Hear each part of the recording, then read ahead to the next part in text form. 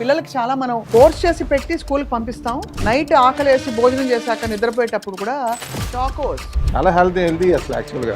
అవునా? ఇది తింటే గ్యారంటీగా పిల్లలకి ఇది హెల్దీ కదా సార్, ఇందులో ఫ్యాట్ లేదు ఏం లేదు, మీరేంటి అలా అంటున్నారు? మీకు ఉన్నదంతా షుగరే కదండి. ఈ మైసూర్ బోండా ఇది ఏమిటి సార్? ఇది మైసూర్ బోండా ఏంటి? మైదా మజ్జిగ వేయి కలిపి దాన్ని మనం నూనెలో వేయించి తీసిస్తాం. బోండా తింటే అదే బోండా లివర్లో. సో వరుస పెట్టి సార్ ఇలాంటి ఫుడ్స్ తింటే ఖచ్చితంగా మామూలుగా హిస్టరీ లేని వాళ్ళకి కూడా డయాబెటీస్ వచ్చేస్తుందంట. మనం పనిచేసే శైలే మారిపోయింది. మనం కూర్చుని పని చేసేవాళ్ళం అందరం. ఇంత రిఫైన్డ్ కార్బ్స్ తీసుకుని స్టోర్ అయ్యి ఎస్పెషలీ అబ్డామిన్ ఏరియాలో లివర్ ఫ్యాటీ లివర్తో వస్తుంది. దానివల్ల ఇన్సులిన్ రెసిస్టెన్స్ వస్తుంది. ఆటోమేటిక్గా మీకు బీపీ వస్తుంది, షుగర్ వస్తుంది. ఈ రెండు వస్తే గుండె జబ్బులు, కిడ్నీ కలుగుపోవడం అనేది.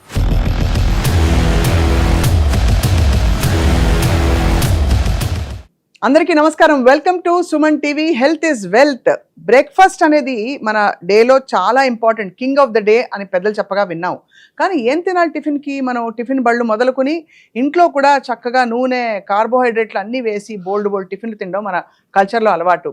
Well, I have with me ప్రముఖ physician, internal medicine expert and diabetologist, అందరికీ సుపరిచితులు from Yashoda hospitals, doctor Dilip Nandamuri garu, expert in all these things. మాట్లాడదాం. Hello sir. నమస్కారం అండి. నమస్కారం సార్. టిఫిన్కి ఏం తిన్నారు ఇవాళ? టిఫిన్ నేనేం తిన్నానంటారా? అవును సార్. నేను వాళ్ళ పొద్దున్నే had some bread and omelette. Mostly omelette. 1 slice of bread, wheat bread and 3 eggs omelette తీసుకుని I had breakfast and came back. అంతే. సో 1 slice of bread అంటే దాదాపు 3 eggs తిన్నారు కాబట్టి అక్కడ కాంపెన్సేట్ అయిపోయింది. అంటే కార్బ్స్ తగ్గించి తిని ప్రోటీన్ ఫ్యాట్ అడిక్వేట్ గా తీసుకుంటాం అనేది ప్లాన్ నాదే. సో దట్ మధ్యాహ్నం దాకా కొంచెం ఫుల్నెస్ ఉండాలి కదా. అవును. హాస్పిటల్ ఇప్పుడు వెళ్ళామంటే మధ్యాహ్నం దాకా మనకి టైం కూడా ఉండదు. అంతే కదా. సో ఆకలితో కూర్చోలేం కదా. సో ప్రోటీన్ ఫ్యాట్ ఎప్పుడైతే మనకి వస్తుందో you have fullness, you will have energy, consistent energy. అది కార్బ్స్ ఏంటంటే సడన్ గా ఎనర్జీ వస్తుంది, మళ్ళీ పడిపోతుంది. కార్బ్స్ అంటే పుల్లా పడేది మళ్ళీ ఆగిపోతాం. బట్ అది కాదు కావాల్సింది, ఎండ్యూరెన్స్ కావాలి. మెల్లిగా చాలా దూరం అథ్లీట్స్ లాగా మనం మ్యారథాన్ పరిగెత్తినట్టు పరిగెత్తే ఎనర్జీ కావాలి, కానీ స్ప్రింటర్ లాగా ఉండకూడదు. ఎనర్జీ అది సస్టైన్డ్ ఎనర్జీ కావాలి. 100 meters స్ప్రింట్ అనుకోండి, ఉసేన్ బోల్ట్ 100 meters 9 seconds పరిగెత్తాడు, అయిపోద్ది, పర్లేదు. అప్పుడు కార్బ్స్ కావాలి. బట్ మీరు 10 kilometers పరిగెత్తాలంటే ఉట్టి కార్బ్స్ సరిపోదు. You need to have protein and fat, consistent energy, స్లోగా ఇచ్చే ఎనర్జీ కావాలి. సో మీకోసం మీరు వస్తున్నారని చెప్పి మేము టిఫిన్ తెప్పించాము డాక్టర్ దిలీప్ నందమూరి గారు. చూడటానికి చాలా అందంగా ఉంది. అందరికి చాలా ఫేవరెట్ టిఫిన్స్ ఏమని మీకు తెలుసు కదా. బండి దగ్గరికి వెళ్తే అసలు రచ్చ, మీరు చూస్తే ఎంత రష్ ఉంటుందో పొద్దున పూట. మంచి బోండాలు, యా, తెల్లగా ఉండే పూరి, అదే. ఇదేమో మసాలా దోశ, నూనె నెయ్యి గారే మసాలా దోశ. ఒక్కొక్కటి అనలైజ్ చేద్దాము డాక్టర్ దిలీప్ గారు. బికాజ్ చాలా మందికి ఇది నార్మ్. అంటే మామూలుగా అందరూ, మీలో కూడా చాలా మంది ఆఫీస్కి హడావుడిగా పరిగెడుతూ డే అంతా ఉంటాం కదా, తప్పేంటని చెప్పి 2 మైసూర్ బోండాలు అలా వేసేసుకుంటారు నోట్లో. ఈ మైసూర్ బోండా ఇది ఏమిటి సార్? ఇది మైసూర్ బోండా ఏంటి? మైదాని కొంచెం మజ్జిగ వేయి కలిపి దాన్ని మనం నూనెలో వేయించి తీసిస్తాం. Lethal combination. So first problem ఏంటి? Refined carbs, refined flour, whole wheat కాదు. కాబట్టి మీకు గ్లైసెమిక్ ఇండెక్స్ వెరీ హైగా ఉంటుంది. వెరీ హై అంటే ఒక్క బోండా తినగానే ఏం జరుగుతుంది సార్ బాడీలో? బోండా తినగానే ఫస్ట్ ఆనందంగా ఉంటుంది, ఎందుకంటే బోండా కదా. అవును. తినగానే ఆనందంగా ఉంటుంది. తర్వాత అరగంట తర్వాత డల్గా, ఓపిక లేకుండా, పని చేయబుద్ధి అనే ఐడియా వస్తూ ఉంటుంది. ఎందుకంటే carbs spikes fast and comes down fast. So దానివల్ల ఏంటంటే మీరు డల్ అయిపోతారు. కరెక్ట్. ఇంకోటి ఏంటంటే 2 గంటలు మళ్ళీ ఆకలి అవుతుంది. అప్పుడు ఏం చేస్తారు? అంతే కదా. 1, 2 క్యాలరీస్ ఫ్యాట్ లో, ఆయిల్ లో చాలా ఎక్కువ ఉంటుంది. 1 gram of fat gives 9 calories. 1 gram of carbohydrate gives 4 calories. అవును. Protein also 4 calories. దీంట్లో ప్రోటీన్ లేదుగా అసలు. ప్రోటీన్ సంబంధం లేదు అసలు. అది బోండా అనేసి మనం పవర్ఫుల్ గా అన్నా కూడా ప్రోటీన్ లేదు. ప్రోటీనా? ఏ ప్రోటీన్ ఉండదు.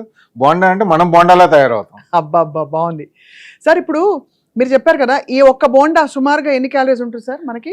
సుమారుగా 250 calories ఉంటుంది మీకు. ఈ ఒక్క బోండా ఎంత తీసుకునే దాన్ని బట్టి కూడా దాదాపుగా మనకు అందరికి తెలుసు. అంటే ఇందులో 1 tablespoon ఆయిల్ మినిమం ఉంటుంది. టేబుల్ స్పూన్ ఆయిల్ ఉంటుంది. అది ఎన్నిసార్లు వాడిన ఆయిల్ కూడా ఉంటుంది కదా. Trans fats. సో అలా 2 బోండాలు మాములుగా ఈజీగా లాగిచ్చేస్తారు. 600 calories ఈజీగా అయిపోతుంది. దీంతో అయిపోతుంది. అంటే మన రోజు క్యాలరీస్ లో, కావాల్సిన క్యాలరీస్ లో మనకి 30-40% అయిపోతుంది. అది కూడా మోస్ట్ అన్హెల్దీ సోర్స్ నుంచి. అది ప్రాబ్లం.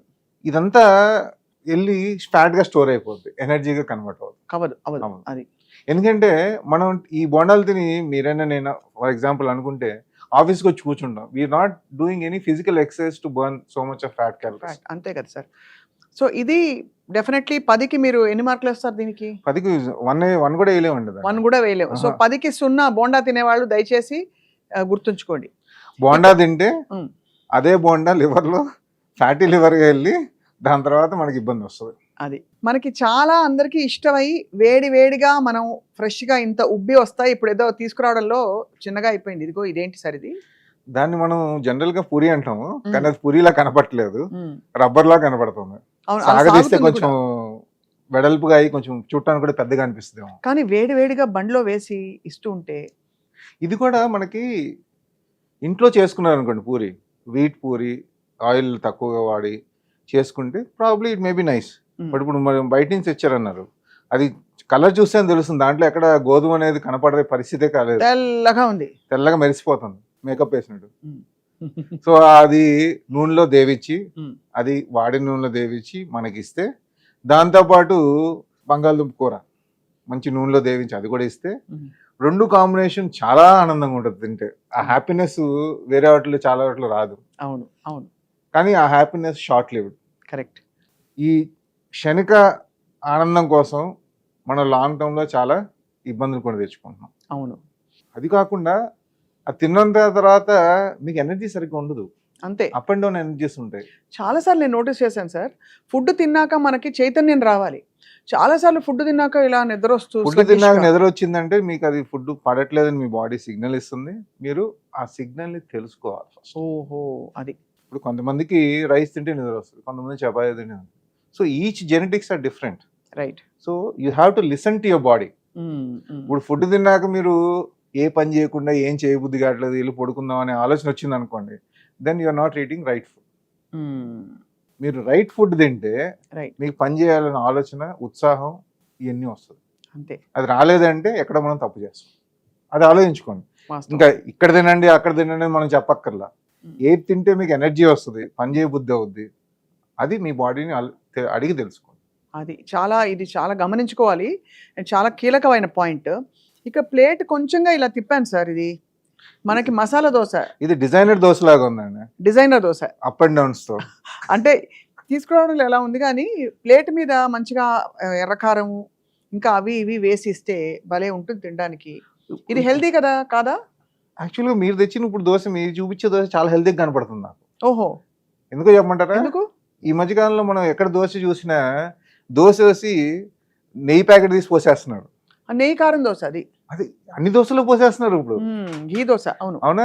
ఇట్లా మామూలుగా మనం చిన్నప్పుడు ఇంట్లో దోశలు వేసుకుంటే చెంచాతోనో లేకపోతే చిన్న గెరిటితోనో వేసి ట్రై చేస్తాం. ఇప్పుడు అట్లా కాదు కదా, ప్యాకెట్ కట్ చేస్తున్నారు పోస్తున్నారు. కానీ ఆ రకంగా చూసుకుంటే చాలా బెటర్ కనిపిస్తుంది. ఇది మసాలా దోశ. ఇది బంగాళదుంప కూరగాయల కిందకి వస్తుందా? వెజిటబుల్స్ కూరగాయల బండిలోనే కొంటాం బంగాళదుంపలు. అవును. సో దుంప కదా, పర్లేదా? Is it vegetable are not sir? It is still tuber అంటాము. ట్యూబర్స్. ఓకే. అంటే భూమి కింద పెరిగాయని ట్యూబర్స్ అంటాం. High carb content. ఆ కార్బ్ కంటెంట్ లో ఇప్పుడు దీంట్లో దోశ మంచిదే, ఎప్పుడు కూడా చెప్పట్లేదు దోశ మంచిది, అది ఎలా చేస్తాడనేది ఇంపార్టెంట్. దాంట్లో మినపప్పు ఎంత ఉంది, రైస్ ఎంత ఉంది, ఈ రెండు కాంబినేషన్స్ అది హెల్తీగా అన్హెల్తీగా మార్చడానికి అవకాశం. అవును అవును అవును. మీరు పొట్టున్న మినపప్పు తీసుకుని కొంచెం రైస్ వేసి దోశ తీసుకున్నారు అనుకోండి, it has lot of protein and fibre also. కానీ అది క్రిస్ప్ గా రాదుగా, ఎక్కువ బియ్యం వేస్తేనే వస్తుంది. రాదు, క్రిస్ప్ గా రాదు. అది అదేంటి, ఆరోగ్యానికి మంచిది కానీ ఆహ్లాదానికి ఆనందానికి మంచిది కాదు, టేస్ట్ ఉండదు కదా. అవును అవును. సో ఇది మీరు చూపించింది మంచిగా రైస్ రవ్వ ఎక్కువ వేసి క్రిస్పీగా కొంచెం నెయ్యి ద్వారగా వేసి దాని మధ్యలో ఉల్లిపాయలు ఆలుగడ్డ మంచిగా నూనెలో ఉడకబెట్టం కాదు, వేయించి. అంటే ఉడకబెట్టినా సార్ ఆ నవనవలాడుతూ రావాలంటే ఆయిల్ వేయాలి. సో ఇవన్నీ వేసి మనం కూర్చుని తింటే మనకు వచ్చేది ఆయాసం, ఆరోగ్యం పాడవటం తప్పితే ఎనర్జీ అయితే రాదు. సో వరుస పెట్టి సార్ ఇలాంటి ఫుడ్స్ తింటే ఖచ్చితంగా మామూలుగా హిస్టరీ లేని వాళ్ళకు కూడా షుగర్, డయాబెటీస్ వచ్చేస్తుందంటారా? డెఫినెట్గా వస్తుందండి. ఎందుకంటే మీకు మనం పనిచేసే శైలే మారిపోయింది, మనం కూర్చుని పని చేసేవాళ్ళం అందరం. దానికి ఇంత రిఫైన్డ్ కార్బ్స్ తీసుకుని, ట్రాన్స్ ఫ్యాట్స్ ఉన్న ఫ్యాట్స్ తీసుకుని ప్రోటీన్ లేకుండా మ్మ్. మనం తినేసి కూర్చుని పని చేస్తూ ఉంటే అది ఏమవుతుంది? అంతే కదా. వెళ్ళి స్టోర్ అవ్వాల్సిందే కదా. స్టోర్ అయ్యి ఎస్పెషలీ అబ్డామిన్ ఏరియాలో లివర్, ఫ్యాటీ లివర్తో వస్తుంది. దానివల్ల ఇన్సులిన్ రెసిస్టెన్స్ వస్తుంది. ఆటోమేటిక్గా మీకు బీపీ వస్తుంది, షుగర్ వస్తుంది.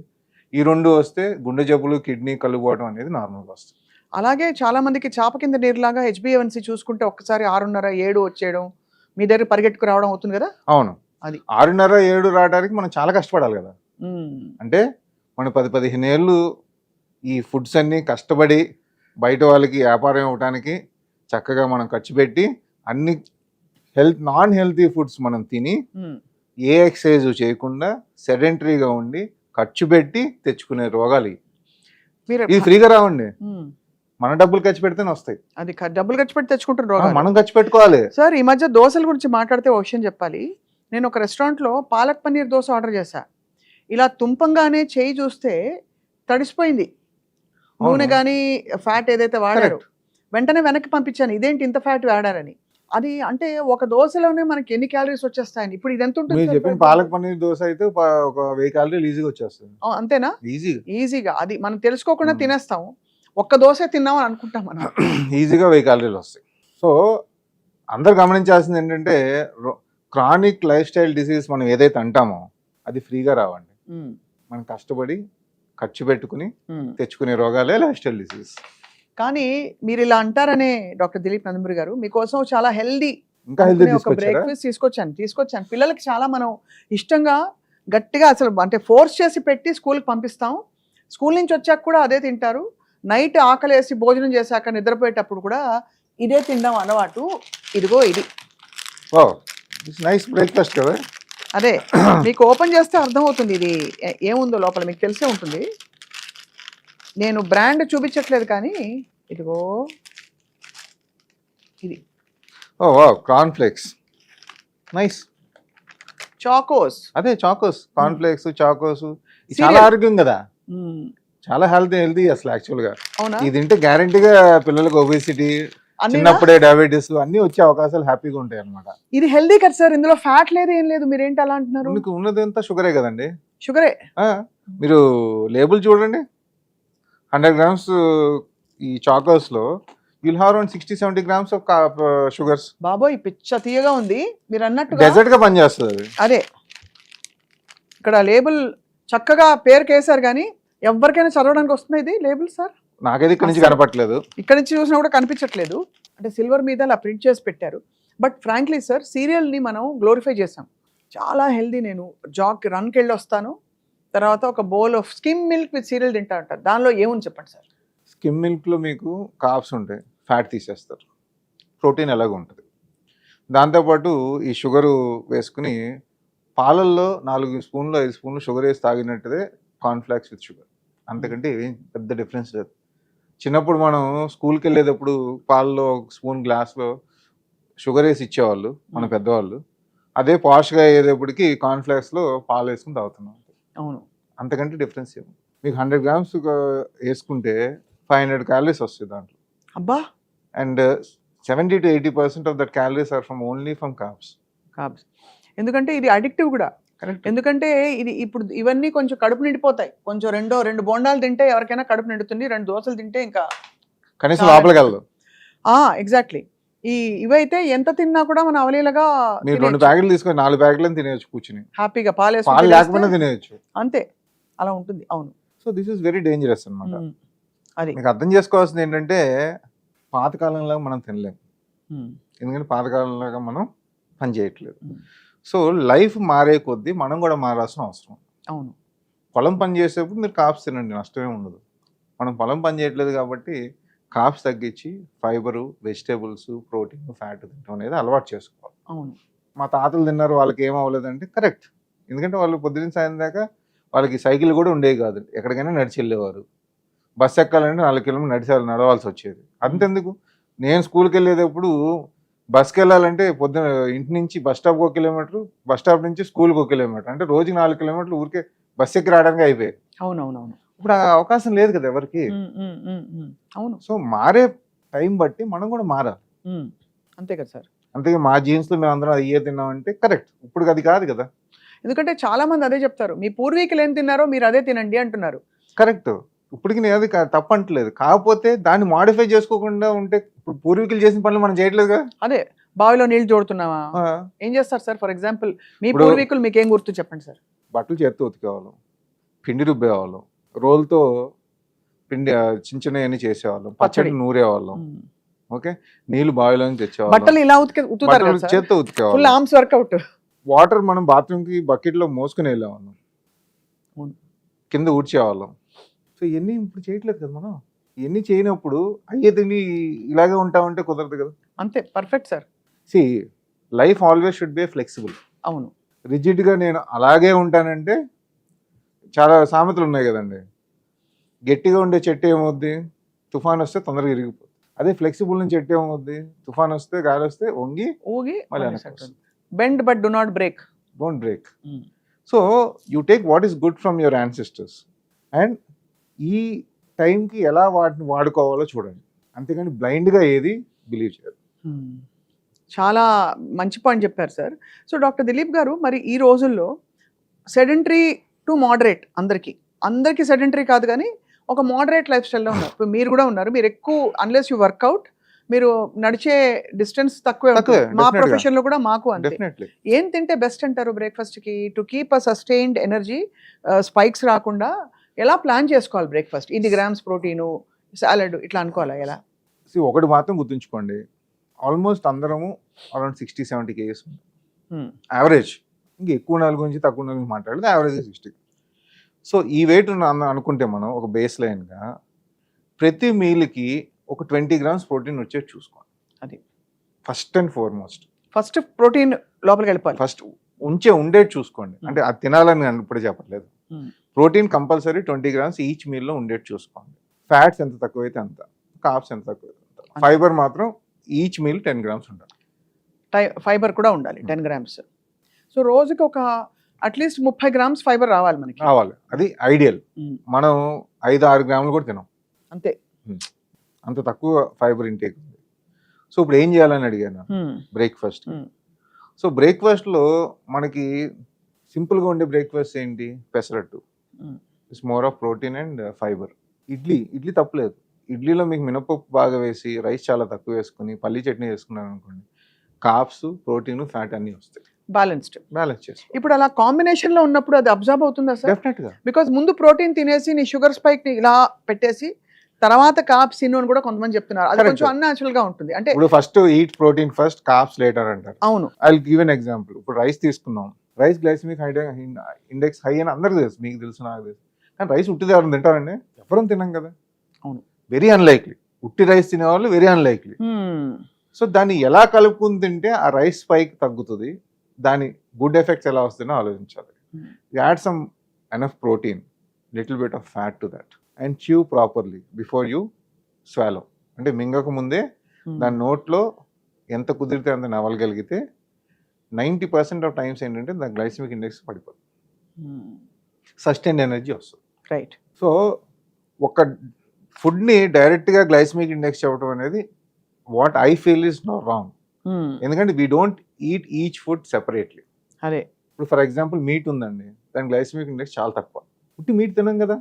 అంటే కొంతమంది తింటారు ప్రోటీన్ మాత్రం కీటోలో ఉన్నప్పుడు. అవును, అప్పుడు కూడా ఫ్యాట్ తీసుకుంటారు కదా. ఓ ఫ్యాట్ ఉంటుంది కదా. అవును. ఉట్టి చికెన్ పచ్చిది తినం కదా. అవును, అది వండినప్పుడు దానిలో రిలీజ్ అయ్యే ఫ్యాట్స్ అన్ని కూడా ఉంటాయి కదా. ఇప్పుడు కీటో అన్నారు, ఫ్యాట్ ఉంటుంది. కీటో లేని వాళ్ళు రైస్ తింటారు కదా. సో మీరు ఇండివిజువల్గా గ్లైసెమిక్ ఇండెక్స్ మేనేజ్ చేసుకుంటే, మనం ఇండివిజువల్గా తింటే అది కరెక్ట్. అది but most of the people take it wrong there. అది partially they are correct, but how you mix the food to have a sustained energy is more important than what you are eating. Right. చాలామంది sir ఉపవాసం ఉన్న తర్వాత లైట్గా ఉంటుంది సాత్వికం అని చెప్పి సగ్గుబియ్యం ఉప్మా లేదంటే పోహా తెలుసా మీకు? అవునవును, మన అటుకులు రైస్, తింటారు. అటుకులు ఉప్మా. మీ అభిప్రాయం ఏంటి సార్ దాని గురించి? అటుకులు ఉప్మాలో మీరు if you're doing it right, it has carbs బాగానే ఉంటాయి ఫాస్ట్గా. దాంట్లో మనం అటుకులు ఉప్మా జనరల్గా మనము కొంచెం పల్లీలు వేస్తాము, ఆనియన్స్ వేస్తాము, కొంచెం వెజిటేబుల్స్ లాంటివి. ఇవన్నీ కలిపి తినప్పుడు అంత దాన్ని గ్లైసెమిక్ ఇండెక్స్ ఇబ్బంది పెట్టదు. సో ఇది చాలా important point. Suman TV viewers అంటారు, మన డాక్టర్ దిలీప్ నందమూరి గారి వ్యూవర్స్ అందరూ చూడాల్సింది ఏంటంటే దట్ మనం భూతం చేసేసాం దాన్ని. అవును. అంత భూతం కాదు, మోడరేట్ గా బ్యాలెన్స్డ్ గా ఉండడం ఇంపార్టెంట్. రైట్. Great. ఫండమెంటలీ అందరూ ఆలోచించాల్సింది ఏంటంటే ఏ ఫుడ్ మనం ఇండివిజువల్ గా తినాం, ఇండివిజువల్ భూతాలు పెట్టడం మానేసేయండి. అని అవి మనం ఎలా కలుపుతామో దాన్ని రైట్ గా మీరు న్యూట్రిషన్ దగ్గర తెలుసుకోండి, లేదంటే డైటీషియన్స్ హెల్త్ కోచెస్ దగ్గర తీసుకోండి. Combination of food is more important than individual food. అంతే కదా సార్. సార్ 2 స్పూన్లు అన్నం పెట్టుకుని అందులో ఇంత గ్రీక్ యోగర్ట్ వేసుకుని మామిడి పండు కలుపుకుని తింటే ఇస్ ఇట్ బ్యాలెన్స్డ్? డేంజరస్ అది. డేంజరస్ గ్రీక్ యోగర్ట్ కదా సార్. గ్రీక్ యోగర్ట్ ఎందుకండి? గ్రీక్ యోగర్ట్ లో ప్రోటీన్ ఎక్కువ అని విన్నాం. మ్యాంగోలో కాప్స్ కూడా వస్తుంది, మనకి రైస్ లో కాప్స్ ఉంటుంది, మీకు ప్రోటీన్ ఉండదు కదా. సో పెరుగున మామిడి పండు నా ఫేవరెట్ ఫుడ్ లిస్ట్ గాన్ ఇప్పుడైతే. So that is once in ever you can eat, nothing is.